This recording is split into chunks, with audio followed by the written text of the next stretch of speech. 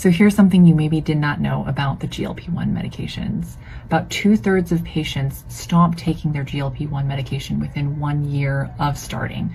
Now, the reason for this, there's probably a lot of them. Some of them are side effects, maybe accessibility issues. These are all things that can contribute to prematurely stopping a GLP-1.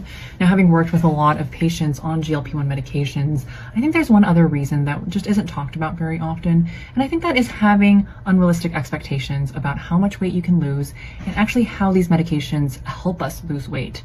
So these medications work for the most part by changing the way that you eat and changing your eating habits in general.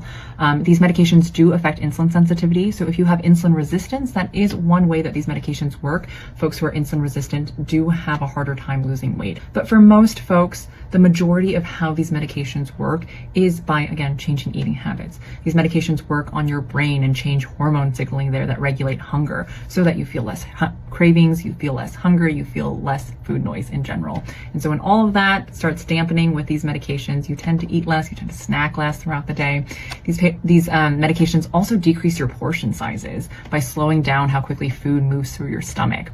And so by changing portion sizes, changing how much you eat throughout the day, that is really how a lot of folks are losing weight with these medications. So if you are starting one of these GLP-1 medications without insulin resistance and with pretty reasonable eating habits, you will likely lose weight with the GLP-1 medications, but you probably are not going to be looking at spectacular results.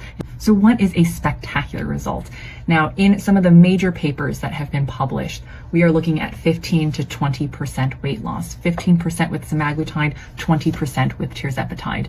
Now, these patients go through a pretty rigorous research process with these medications. What we're actually seeing in real life data is a little bit less than that. So closer to 8% with semaglutide and 15% weight loss with tirzepatide. So to me, a spectacular result is if you are losing more than 20% of your total body weight with one of these injections. That means that if you are coming in starting at 200 pounds, losing 40 pounds is a pretty good, spectacular result, in my opinion.